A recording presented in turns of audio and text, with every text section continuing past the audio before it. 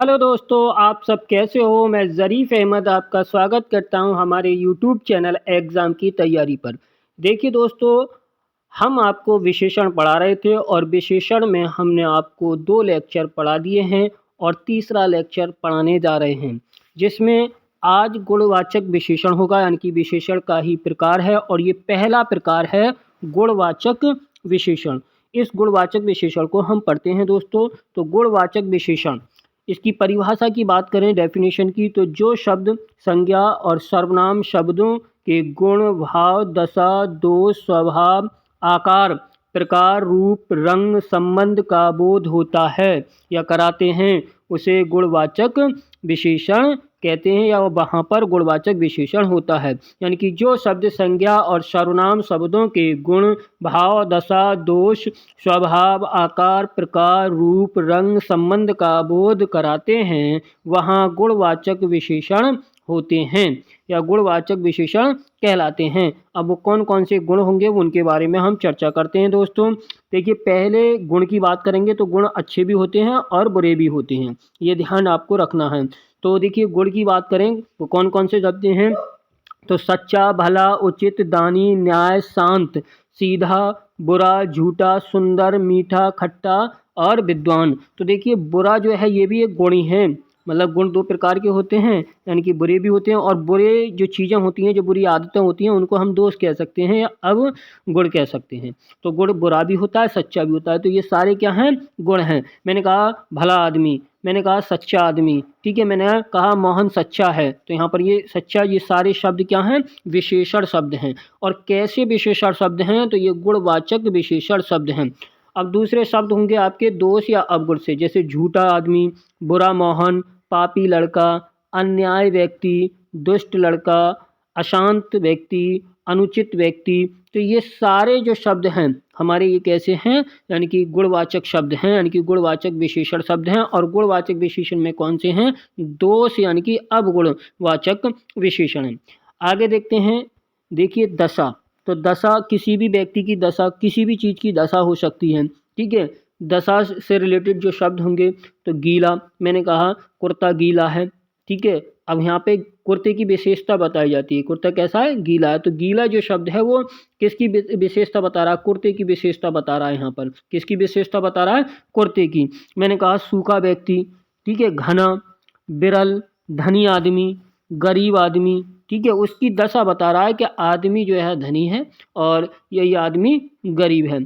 फटी साड़ी, मैंने कहा साड़ी फटी है, तो साड़ी की दशा बताई जा रही है, ठीक है। मैंने कहा भारी लड़की, ठीक है, तो लड़की की दशा बताई जा रही है कि लड़की जो है मोटी ताजी है और भारी है, ठीक है। हल्का आदमी, मोटा लड़का, पतला लड़का, दुबला लड़का या दुबली लड़की, ठीक है। रोगी, ठीक है, निरोगी, कमज़ोर, गोल, ढीला, टेढ़ा, दुर्बल, स्वस्थ, यानी कि स्वस्थ व्यक्ति।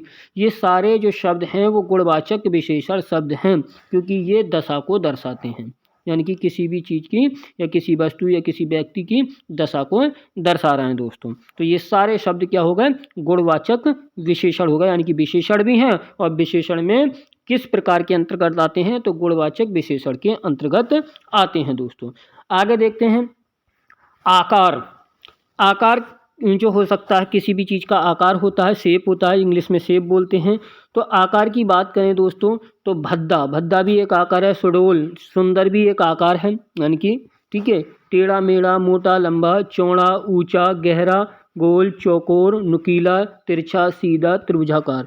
देखिए, सुंदर जो है यहाँ पे, ये थोड़ा सा ध्यान रखना है, यानी कि ये हम वाक्य देखेंगे, उसी के आधार पर हम देखेंगे क्या। और ये भद्दा, यानी कि ये रंग से भी रिलेटेड आते हैं, ठीक है। तो इनको जरा ध्यान से देखना है कि ये आकार में भी आते हैं और इनका रूप में भी इसका प्रयोग होता है। सुंदर का रूप में भी प्रयोग होता है, ये रूप से भी रिलेटेड है, तो इनको ध्यान से देखना है आपको। तो ये सारे जो शब्द हैं ये आकार को दर्शाते हैं, यानी कि पतला, लंबा, यानी कि पतला नहीं आएगा, मोटा, लंबा, टेढ़ा मेढ़ा, ठीक है, चौड़ा ऊंचा, गहरा, गोल, चौकोर, नुकीला, तिरछा, सीधा, त्रिभुजाकार, आयताकार। ये सारे जो शब्द होंगे, ठीक है, वो हमारे किसको दर्शाते हैं? गुणवाचक विशेषण को दर्शाते हैं, यानी कि ये गुणवाचक विशेषण शब्द है, यानी कि विशेषण का ही एक प्रकार है, जो पहला प्रकार है गुणवाचक विशेषण।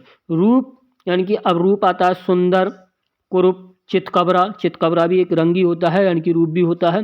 ठीक है, यानी कि रंग और रूप में अलग बात है, सुंदर और कुरूप। ठीक है, सुंदर, ठीक है, ये ध्यान रखना है आपको।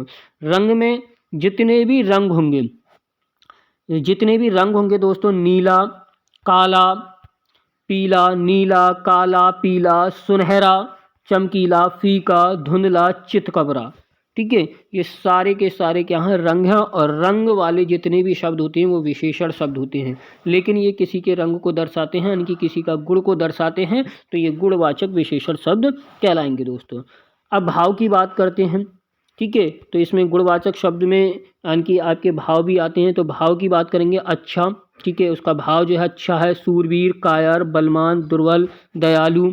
ठीक है, ये सारे क्या हैं, हमारे भाव वाले शब्द हैं जो गुणवाचक विशेषण के अंतर्गत आते हैं, यानी कि गुणवाचक विशेषण शब्द कहलाते हैं। काल की बात करेंगे। नया, पुराना, ताज़ा, भूत, वर्तमान, भविष्य, अगला, प्राचीन, पिछला, मौसमी, आगामी। ये सारे शब्द जो हैं वो काल से रिलेटेड है, यानी कि समय को दर्शाते हैं। किसको दर्शाते हैं, समय को दर्शाते हैं। तो ये भी सारे शब्द क्या हैं, गुणवाचक विशेषण हैं।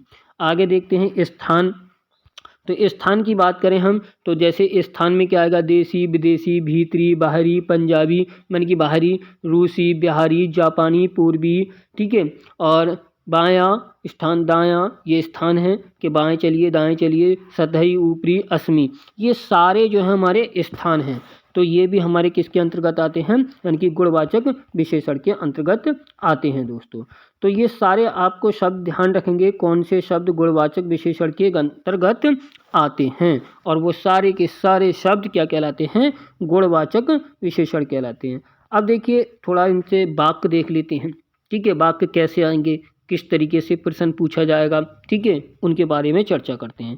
तो गुणवाचक विशेषण से रिलेटेड हमारे कुछ वाक्य हैं जो मैंने आपको लिखे हैं, और इनको मैं बताने जा रहा हूँ। पहला वाक्य, अच्छा लड़का।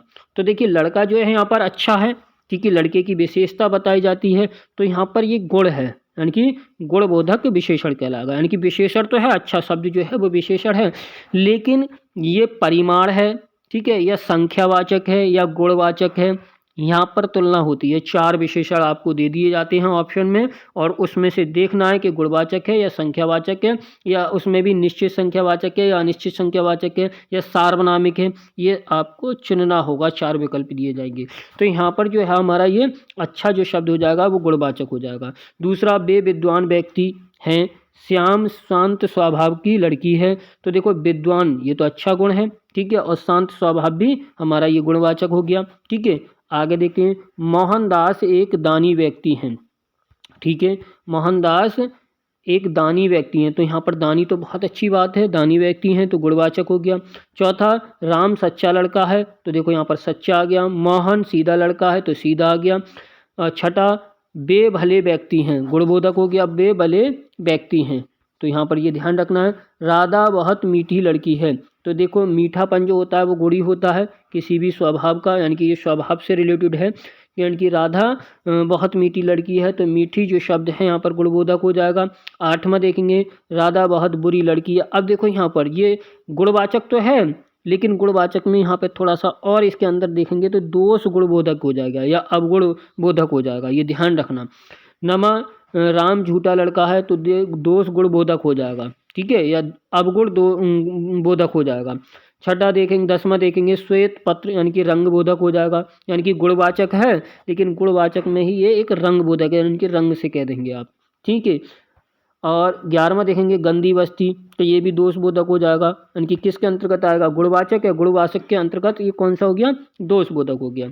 12वां देखेंगे, मोहन पापी लड़का है, तो गुणवाचक है, गुणवाचक के अंतर्गत दोष हो गया ये, यानी कि जितने भी बुरे शब्द होते हैं गुण में, वो दुष्ट, पापी, ये सारे दोष या अवगुण कहलाते हैं। 13वां देखेंगे, दुष्ट लड़का, तो ये भी गुणवाचक है लेकिन दोष बोधक हो गया।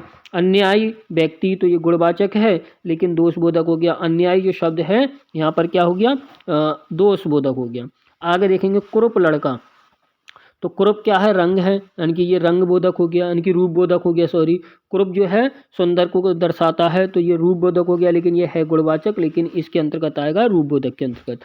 सुंदर लड़का, तो ये सुंदर जो है रूप बोधक है, ये भी गुणवाचक है। वह बहुत ही सुंदर लड़की है, तो ये भी रूप बोधक हो गया। 18वां पुराना या नया मकान, ये कालबोधक हो गया, यानी कि कालबोधक है लेकिन गुणवाचक विशेषण गण के अंतर्गत आता है। 19वां वह मोटा आदमी इधर ही आ रहा है, यानी कि वह मोटा आदमी इधर ही आ रहा है। तो देखिए अब यहाँ पे थोड़ा सा ध्यान रखना है, ये गुणवाचक है, मोटा, पतला, दुबला, यानी कि ऊंचा, नीचा, तो ये आकार को दर्शा रहा है। वह मोटा आदमी इधर ही आ रहा है, तो यहाँ पर ये गुणवाचक तो है लेकिन गुणवाचक के अंतर्गत भी देखेंगे तो ये आकार बोधक को दर्शाता है। ठीक है, आगे देखेंगे गुणवाचक विशेषण में लंबा आदमी। ठीक है, तो लंबा आदमी, ये भी देखिए आप, लंबा आदमी जो है यहाँ पे, ये देखिए लंबा आदमी, तो ये आकार बोधक हो गया। 21वां ये मकान त्रिभुजाकार है, तो ये भी आकार बोधक यानी कि बोधक विशेषण है। 22वां देखेंगे यानी कि गहरा कुआं, तो गुणवाचक विशेषण गण के अंतर्गत आएगा और गुणवाचक विशेषण के अंतर्गत ही आकार बोधक आता है। ठीक है, आकार बोधक शब्द है। 23वां देखेंगे छोटा मकान, तो देखिए यहाँ पर आकार को दर्शा रहा है, तो आकार बोधक गुणवाचक विशेषण है। और भारतीय नागरिक, यानी कि ये स्थान बोधक है, यानी कि जो स्थान का मतलब ये है कि मतलब वो बता रहा है कि ये भारतीय है। अगर मैं यहाँ पे कहता नेपाली, तो नेपाल का माना जाता। मैं कहता अमेरिकी नागरिक, तो अमेरिका का हो जाता। ठीक है, तो उसका स्थान को बता रहा है। मैंने कहा कोमल शरीर, तो स्पर्श बोधक है, यहाँ पर थोड़ा सा ध्यान रखेंगे। ये कोमल शरीर है तो गुणवाचक, यानी कि उसका शरीर स्वभाव की बात बता रहा है, तो यहाँ पे कोमल शरीर को यानी कि स्पर्श शरीर का मतलब है स्पर्श बोधक। छठा फटी साड़ी, यानी कि दशा बता रहा है साड़ी की, दशा बोधक यानी कि गुणवाचक हो गया। 27वां देखेंगे सोहन दुष्ट लड़का है, समा बुरी लड़की है। ठीक है, अब देखो यहाँ पर बुरी जो आ गया वो दोषा बोधक हो गया और सोहन क्या हो गया हमारा, दुष्ट जो है वो यहाँ पर बुरा है, तो ये दोष बोधक हो गया। 28वां पश्चिमी सभ्यता दिशा बोधक है, यानी कि दिशा बोधक यानी कि दिशा के बारे में बता, पश्चिमी उत्तरी। ठीक है, ये उत्तरी दक्षिणी। ठीक है, तो ये गुण बोधक हो गया। 29वां देखेंगे श्याम हरी कमीज पहने हैं, श्याम हरी कमीज पहने हैं, कमला लाल फ्रॉक पहनी है। ठीक है, तो ये रंग बोधक हो गया, लेकिन आएगा किसके अंतर्गत, गुणवाचक विशेषण के अंतर्गत, गुणवाचक विशेषण के अंतर्गत। 30वां ये घोड़ा चितकबरा है, तो ये देखिए गुणवाचक यानी कि रंग बोधक। 31वां ये कुर्ता ढीला है, तो देखिए ढीलापन जो होता है मतलब गुणवाचक में ही आता है, लेकिन उसकी दशा बताई जा रही है कुर्ते की कि कुर्ता जो है ढीला है या टाइट है। ठीक है, यानी कि टाइट है। ठीक है, तो यहाँ पर ये 31वां भी जो हो जाएगा आपका दशा बोधक यानी कि गुणवाचक हो जाएगा। 32वां देखेंगे बूढ़ा व्यक्ति धीरे धीरे चल रहा है, बूढ़ा व्यक्ति धीरे धीरे चल रहा है, तो देखिए यहाँ पर व्यक्ति की विशेषता बताई जा रही है, यानी कि व्यक्ति जो है बूढ़ा है और चल कैसा रहा है, धीरे धीरे चल रहा है। ठीक है, ये भी ध्यान रखना है। अगला महान वीर, महान वीर अशोक ने कलिंग की लड़ाई लड़ी, महान वीर अशोक ने कलिंग की लड़ाई लड़ी, तो महान वीर आ गया यहाँ पर शब्द। ठीक है, तो ये गुणवाचक विशेषण है। 34वां देखेंगे राम का फोटो बहुत धुंधला है, राम का फोटो बहुत धुंधला है, या मैं कहता समा का फोटो बहुत चितकबरा है, या मैं कहता समा का फोटो बहुत ऐसे मान लीजिए धुंधला है या भद्दा है। ठीक है, तो ये सारे जो शब्द आपके कहलाएंगे वो किसके अंतर्गत आएंगे, रंग बोधक के अंतर्गत आएंगे। और रंग बोधक किसके अंतर्गत आता है, यानी कि गुणवाचक विशेषण के अंतर्गत आता है। किसके अंतर्गत आता है, गुणवाचक विशेषण के अंतर्गत आता है। तो देखिए ये जितने भी आपको मैंने वाक्य बताए हैं, ये जितने के सारे जो वाक्य बताए हैं, ये सारे वाक्य यानी कि गुणवाचक विशेषण के अंतर्गत आते हैं।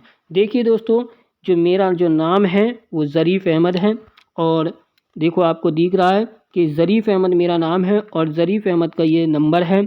अगर आपको कुछ पूछना है या मेरे पढ़ाने में कोई गलती हो जाती है या कोई मिस्टेक हो जाती है, तो आप इस नंबर पे कांटेक्ट करके उस मिस्टेक को सुधारने की अवश्य मुझे सलाह दें, जिससे कि अगली वीडियो में मैं उसमें सुधार कर दूं। ठीक है दोस्तों, अगर ये वीडियो आपको अच्छा लगा है तो आप अपने इस वीडियो को अपने दोस्तों में शेयर कीजिए और हमारे चैनल को सब्सक्राइब कीजिए।